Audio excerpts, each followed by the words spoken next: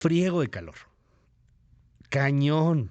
Ya sé, a ver, temperaturas de 45 grados. Los chilangos somos muy chillones. Y aquí estamos a 30, nos estamos muriendo. La neta sí, pero no estamos acostumbrados a temperaturas tan extremosas como estas. Pero también en Sinaloa, Sonora, están llegando a batir récords. 45, 46, 50 grados incluso, sensaciones térmicas en Mérida de 50 grados. ¿Por qué está pasando esto? Hace mucho nos advertían cambio climático, calentamiento de la tierra, y la neta es que no pelamos mucho, como creo que hoy le estamos poniendo más atención, pero seguimos sin pelarlo tanto. Hoy está con nosotros Jorge Martínez, activista en cambio climático, ex miembro de la delegación oficial mexicana en la COP26 de cambio climático. Jorge, bienvenido, gracias por venir. ¿Cómo estás? Muy bien, muchas gracias a ustedes por el espacio y esperemos poder aclarar algunas dudas de estos temas. Oye, ¿hace calor por el cambio climático?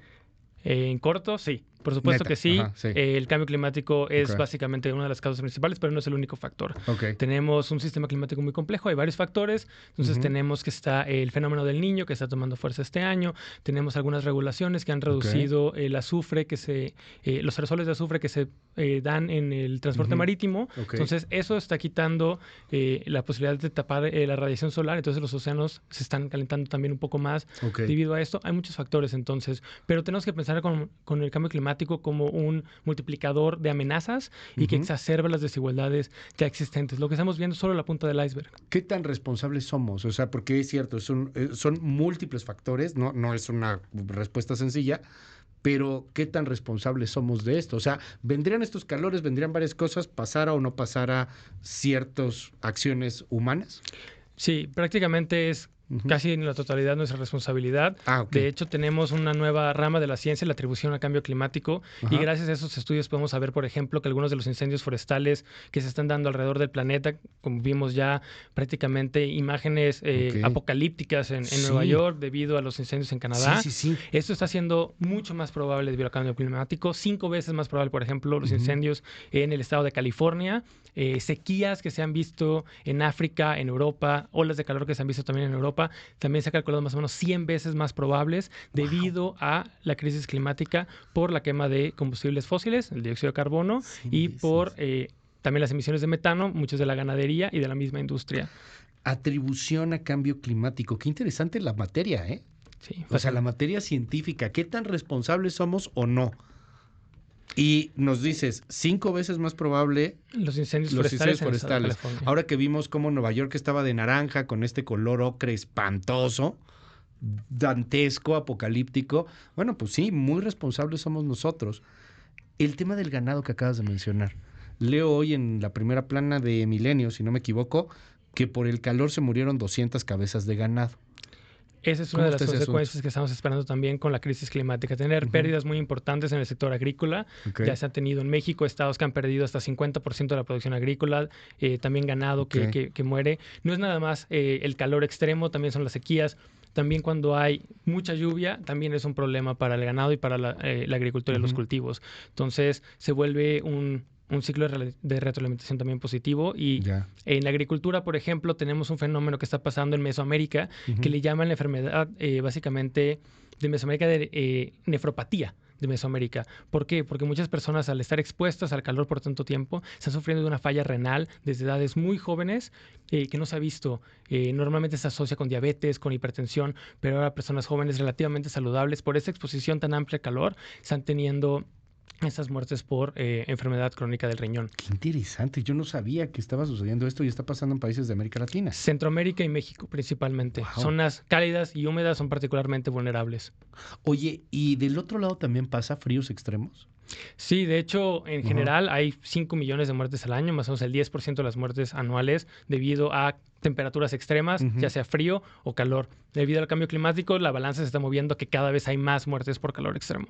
Te preguntaba del ganado hace un rato y me vino a la cabeza, espero que no esté usted desayunando, porque a lo mejor va a ser medio escatológico lo que le voy a preguntar, pero he visto, ya sabes, ¿no? Estos documentales en Netflix y todo lo que se habla, de cómo la popó, el estiércol de las vaquitas, pues están contaminando también el planeta, porque son muchas vaquitas mucho ganado, demasiado ganado. Y es cierto que no comemos carne, o sea, que estamos comiendo carne como nunca habíamos comido carne en la historia de la humanidad. ¿Eso también contamina? Sí, por supuesto. ¿Sí? De hecho, es una de las principales causas de deforestación tropical en el mundo, la ganadería. Y calienta el planeta. 1. Entonces, deforestamos, quitamos los árboles que absorben el dióxido de carbono, entonces estamos volviéndolos emisores, esas zonas. Es también un problema para la pérdida de biodiversidad. Y el metano, que es a través del 95% de los eructos de las vacas, es un gas de efecto invernadero muy potente, hasta 100 veces más potente que el dióxido de carbono en un periodo de 20 años. Entonces, sí contribuye mucho. También contribuye a la escasez de agua, la contaminación de cuerpos de agua.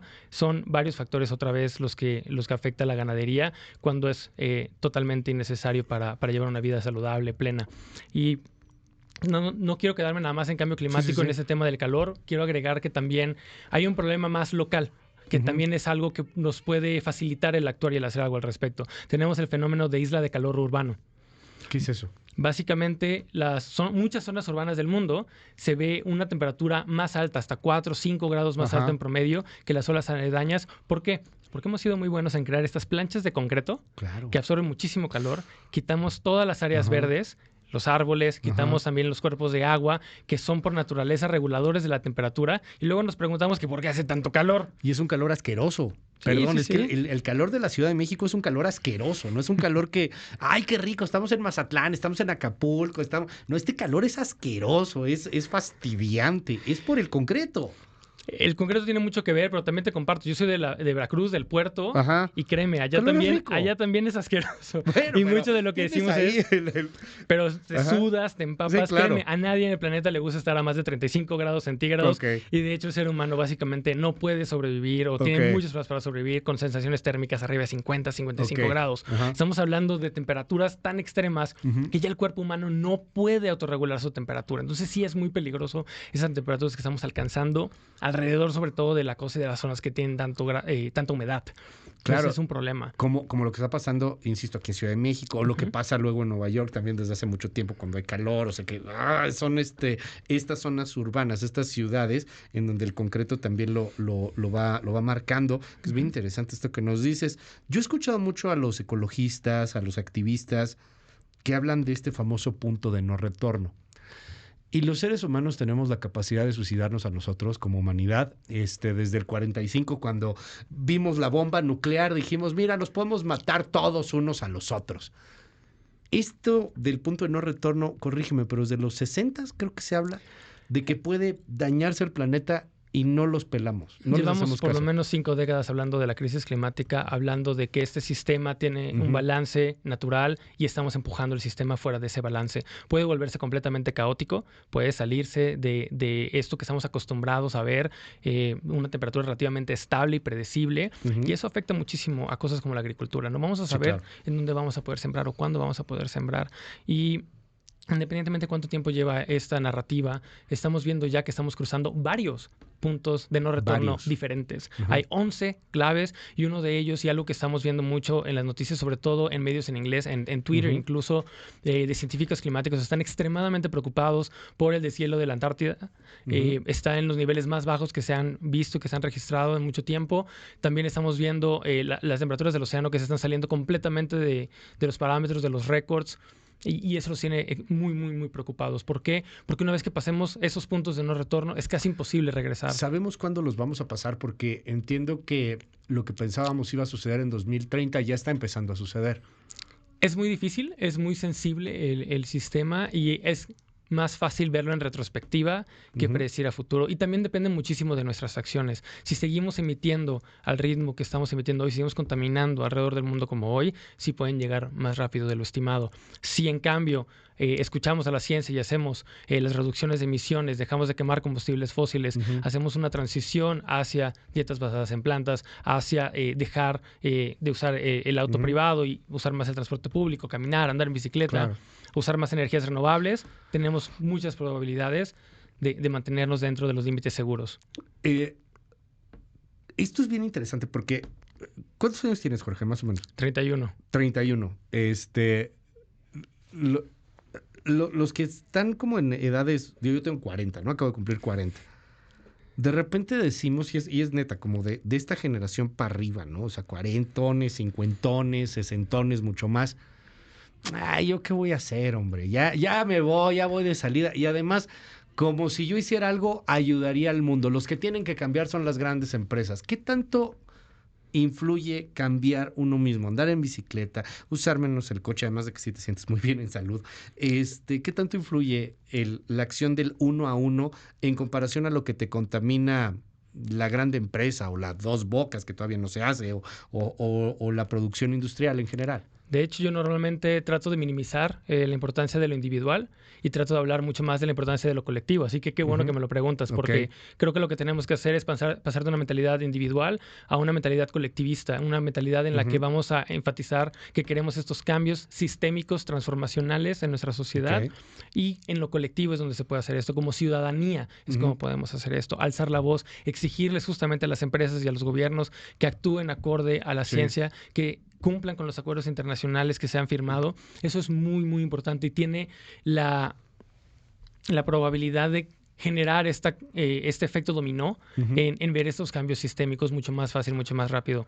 Dime algo, si no cambiamos estas imágenes como las que vimos en Nueva York, estos calores que no estábamos acostumbrados a vivir en ciudades como la Ciudad de México o en otras zonas de la República, pues ya están empezando a llegar, pero son vivibles.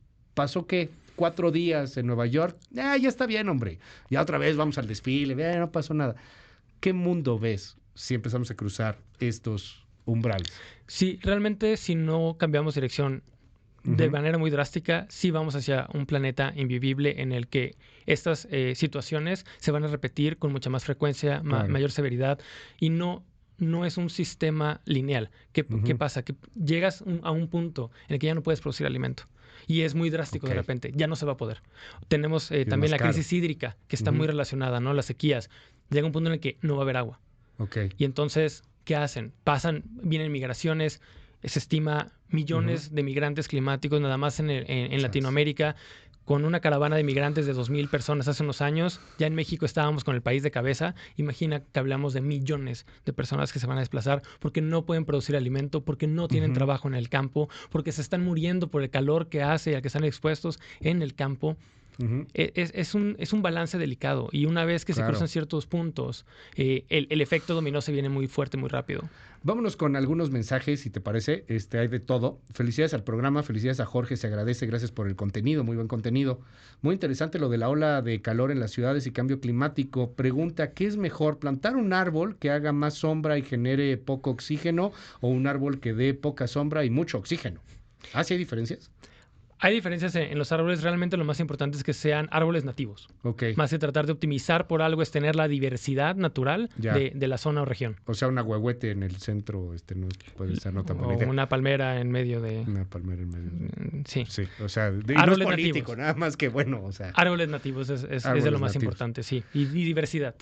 Mencionan que el ganado afecta el medio ambiente. ¿Cómo cuántos árboles por vaca podrían eliminar el efecto? Mira qué interesante.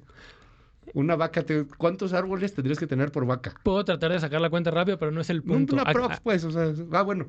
Aquí yo creo que lo más importante es si hay ciertas acciones individuales que tienen alto impacto, y el dejar de consumir carne, sobre todo carne de vaca, es de las opciones más importantes. Pueden ser hasta 100, 200 árboles, 1,000 árboles. No manches, ¿neta? Por vaca.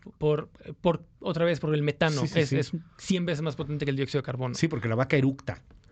Sí, de hecho, su sistema y es de varios estómagos, ¿no? La deforestación asociada, que insisto, creo que 40% de la deforestación tropical en el mundo es para la ganadería. La ropa también contamina muchísimo. Sí, pero el tiempo de uso de la ropa también va a importar mucho. Si la usas un mes y al otro mes tienes ropa nueva, es muy diferente a que si usas el mismo pantalón de mezclilla o una camisa por 10 años. La huella hídrica también es importante, tanto en el ganado como en la fabricación de ropa. Otra vez, pero la ganadería es algo que comes cada semana, no en años. Sí, definitivamente. Ese es el... Jorge, se nos acabó el tiempo, se nos fue como agua el tiempo. rápidamente, ¿cómo podemos encontrar más información sobre este tema? ¿Cómo te podemos encontrar a ti también? En redes sociales, Jorge Martínez. Y además quería comentar, hay muchos grupos que están trabajando en esos temas. ITDP, WRI, la Iniciativa Climática de México, muchos activistas como Alice Landín, que están comunicando esos temas constantemente en redes sociales y nos permiten informarnos y también buscar información, ver cómo desde nuestras profesiones, desde nuestra trinchera, como estás haciendo ahorita creando este espacio y hablando del tema, es excelente. Cómo cada quien desde su profesión puede hacer algo, impulsar esto y exigir a las empresas, exigir a los gobiernos que cumplamos con estas metas acordadas a nivel internacional. Es Jorge Martínez. Muchísimas gracias, Jorge.